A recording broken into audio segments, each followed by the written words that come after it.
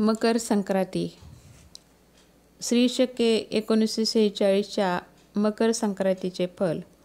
मंगळवार दिनांक 14 जानेवारी 2025 म्हणजे शके 1946 पौष क्र 1 रोजी सकाळी 8:54 सूर्य मकर राशीत प्रवेश करीत आहे. संक्रांतीचा पुण्यकाल मंगळवार दिनांक 14 जानेवारी 2025 रोजी सकाळी 8:54 पासून संध्याकाळी 4:54 पर्यंत आहे. सूर्याचे मकर संक्रमण बाल व कर्णावर होत असल्याने वाहन वाघ असून उपवाहन घोडा आहे. तिने पिवळे वस्त्र परिधान केले असून हातात गदा घेतली आहे. केशराचा टिळा लावलेला आहे. वयाने कुमारी असून बसलेली आहे. वासाकरिता जाईचे फूल घेतलेले आहे. पायस भक्षण करीत आहे. सर्पजाती आहे. भूषणार्थ मोती धारण केले आहे. वार नाव व नक्षत्र नाव महोदरी असून सामुदाय मुहूर्त 45 आहेत. पूर्वेकडून पश्चिमेत जात आहे व वायव्य दिशेस पाहत आहे. संक्रांतीचे फल. संक्रांतीने ज्या वस्तू परिधान केल्या आहेत त्या वस्तू महाग होतील. संक्रांती जेथून आली आहे तेथील जनतेला सुख प्राप्त होईल. पर्वकालात द्यावयाचे दान. नवे भांडे, गाईला घास, अन्न, तिलपात्र, गूळ, तीळ, सोने, भूमी, गाय, वस्त्र, घोडा इत्यादी यथाशक्ती दाने द्यावीत. किंक्रात. करीदिन बुधवार दिनांक 15 जानेवारी 2025 रोजी आहे. संक्रांतीमध्ये वर्ज्य कर्मे. दात घासणे, कठोर बोलणे, वृक्ष गवत तोडणे, गाई म्हशीची धार काढणे व कामविषयक सेवन ही कामे करू नयेत.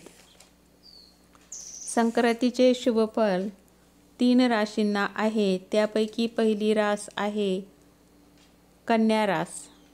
या राशीच्या लोकांसाठी गुरु आणि मंगळ यांच्यामध्ये तयार होणारा अर्थकेंद्र योग फलदायी ठरू शकतो. करिअर व कामाच्या दृष्टीने हा योग तुमच्यासाठी खूप फायदेशीर ठरतो. व्यवसायाशी संबंधित लोकांना यश मिळेल. नोकरीची संधी निर्माण होईल. त्यानंतरची रास आहे तुळ रास. या राशींच्या लोकांसाठी अर्थकेंद्र योग देखील भाग्याचा सिद्ध होऊ शकतो. या योगाच्या प्रभावाने तुम्हाला नवीन घर व वाहन मिळू शकते.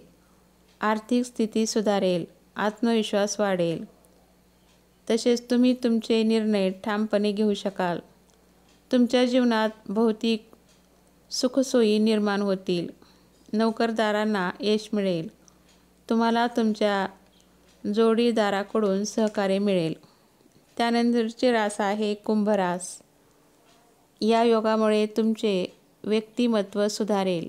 समाजात तुमची प्रतिष्ठा वाढेल. या काळात तुमच्या आशा आकांक्षा पूर्ण होऊ शकतात. लग्नासाठी इच्छुक असलेल्यांना चांगल्या ऑफर येऊ शकतील. वैवाहिक जीवनातही सुखशांती राहील. या योगामुळे तुमचा आत्मविश्वास वाढेल आणि तुम्हाला अनेक नवीन संधी मिळतील. करिअर व व्यवसायातही प्रगती होण्याची शक्यता आहे. यासोबतच तुम्ही तुमच्या कुटुंबासोबत चांगला वेळ घालवाल. या काळात तुमचे आरोग्य चांगले राहील. अशा प्रकारे कुंभ राशीसाठी संक्रांतीचे शुभफल आहे. मकर संक्रांतीस लोक एकमेकास तिळगुळ देतात व गोड बोला असे म्हणतात. आपापसातील मतभेद विसरून जाण्याचा हा दिवस आहे. या सणामुळे नात्यातला गोडवा वाढण्यास मदत होते. मनातील कटुता या सणामुळे दूर होण्यास मदत होते. मकर संक्रांतीस हळदी कुंकवाचा कार्यक्रम असतो. सुवासिनी एकमेकींना घरी बोलावून हळदी कुंकवाचा कार्यक्रम करतात. हळदी कुंकवाचा हा कार्यक्रम रथसप्तमीपर्यंत असतो. मकर संक्रांतीमध्ये तिळगुळ यांचे सेवन धार्मिकदृष्ट्या महत्त्वाचे तर आहेच, परंतु आरोग्याच्या दृष्टीनेही याचे महत्त्व आहे. तिळाचे सेवन थंडीच्या दिवसात शरीरासाठी खूप फायदेशीर ठरते, कारण मकर संक्रांती थंडीच्या दिवसामध्ये येते. तिळामध्ये अनेक पोषक घटक असून त्याचा शरीरासाठी खूप उपयोग होतो. तिळाचे सेवन केल्याने बद्धकोष्ठता, ॲसिडिटी यासारख्या समस्यापासून आराम मिळतो. तिळामध्ये कॅल्शियम व मॅग्नेशियमचे प्रमाण जास्त असते, त्यामुळे हाडे व दात मजबूत होण्यास मदत होते. तिळात मोनो अनसॅच्युरेटेड फॅटी ॲसिड्स असतात, जे हृदयासाठी खूप फायदेशीर ठरतात. त्यामुळे वाईट कोलेस्ट्रॉल कमी होऊन हृदयविकाराचा धोका कमी होतो. तसेच तिळात आयर्नचे प्रमाण जास्त असल्याने शरीरातील रक्ताची कमतरता भासल्यास तिळाचे सेवन लाभदायक ठरते.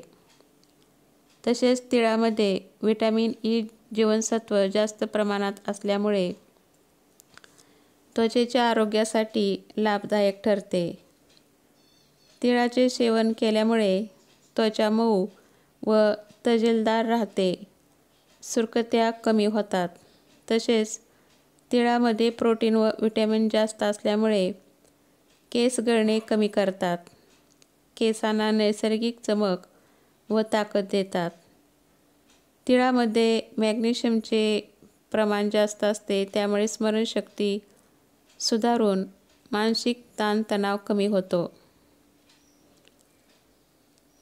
तिळामध्ये फायबर्स जास्त प्रमाणात असल्यामुळे पोट भरलेले राहते, वारंवार भूक लागत नाही, त्यामुळे वजन कमी होण्यासाठी मदत होते. अशा प्रकारे तिळगुळ आरोग्यदृष्ट्या महत्त्वाचा आहे. मकर संक्रांतीच्या तुम्हा सर्वांना हार्दिक शुभेच्छा. ही माहिती जर आवडली असेल तर लाईक करा, शेअर करा आणि माझ्या चॅनलला सबस्क्राईब करा. धन्यवाद.